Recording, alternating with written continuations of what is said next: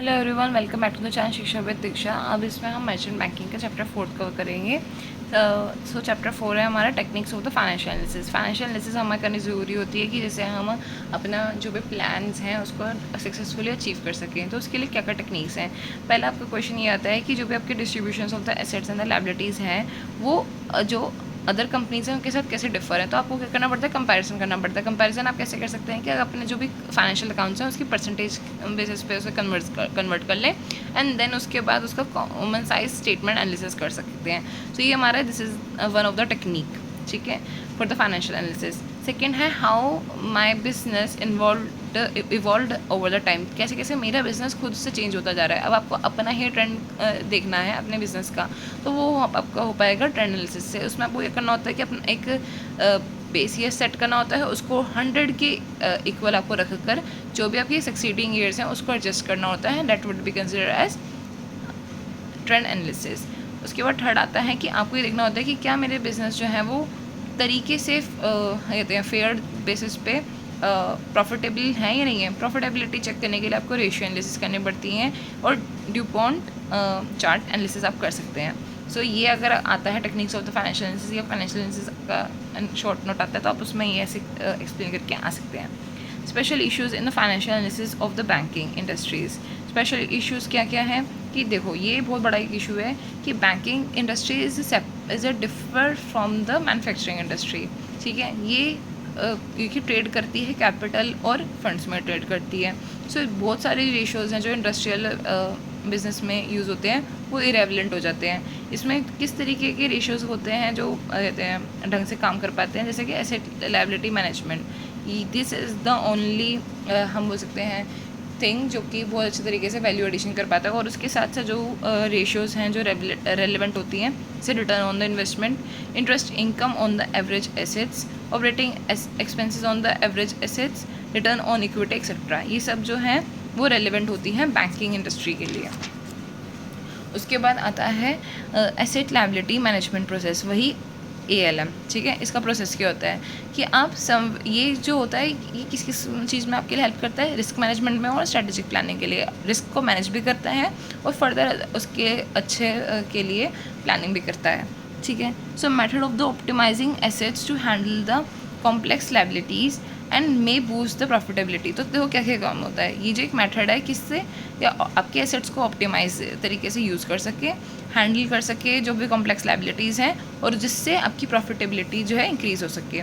Reduces the financial risk caused by the discrepancies between assets and the liabilities. जो भी assets और liabilities के बीच में डिस्क्रिपेंसीज या डिफरेंसेस होते हैं जिसकी वजह से फाइनेंशियल रिस्क या इंटरेस्ट रिस्क जो है इंकर हो सकता है, उसको रिड्यूस करने में ये हेल्प करता है, ठीक है। ALM क्या क्या होता है, ये लिक्विडिटी रिस्क को कहते हैं रिमूव करता है, मार्केट रिस्क को मैनेज करता है, ट्रेडिंग रिस्क को मैनेज करता है, funding and the capital planning करता है, profit planning and growth protection करता है।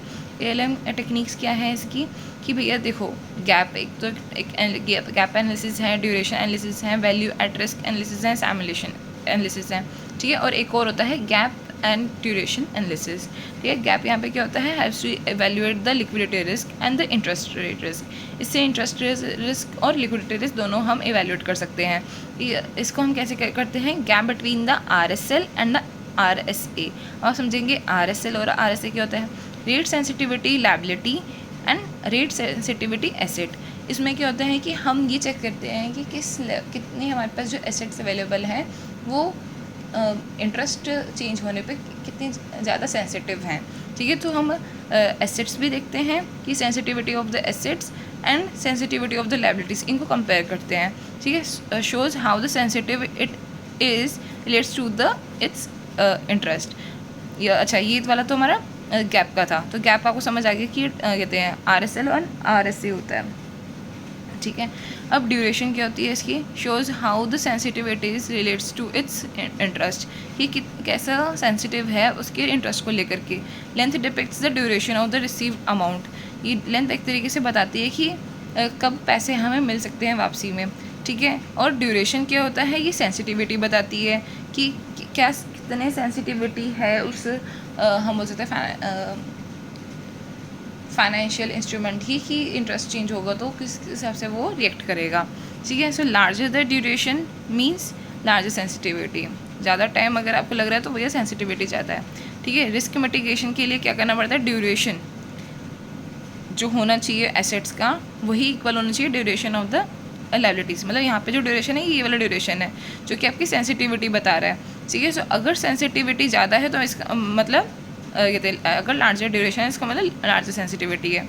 और रिस्क मिटिगेशन के लिए हमें क्या करना पड़ेगा कि ड्यूरेशन ऑफ द एसेट्स जो है वो इक्वल हो ड्यूरेशन ऑफ लायबिलिटीज़ के।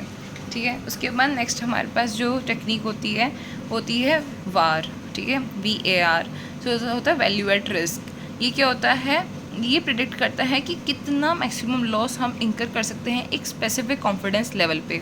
कॉन्फिडेंस लेवल हम डेटा एनालिस्ट जो वो था, सॉरी कह रही हूँ मैं, क्वांटिटेटिव एनालिसिस वाला जो हमारा सब्जेक्ट था उसमें बहुत पढ़ चुके हैं कि 95% 99% जो हमारा कॉन्फिडेंस लेवल होता है उसमें अगर हम देखें तो कितना मैक्सिमम लॉस इंकर किया जा सकता है।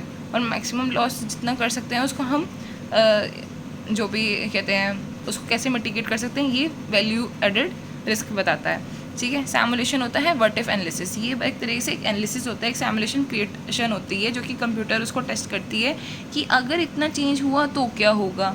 ठीक है। ये फिर बैलेंस शीट के अदर जो भी फैक्टर्स होते हैं, कंपोनेंट्स होते हैं, उन सबको भी चेक करते हैं कि इंटरेस्ट के चेंज होने पे वो कैसे रिएक्ट करेंगे। तो ये सैमुलेशन होता है। ड्यूरेशन गैप एनालिसिस होता है जब combination of the gap analysis and duration of the analysis दोनों को साथ में हम देख करके एनालिसिस करते हैं।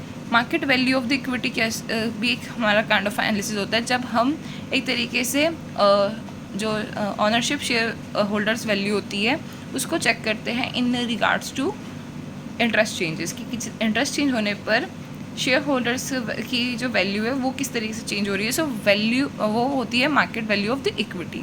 ठीक है। ड्यू पॉइंट मॉडल क्या कहता है, ड्यू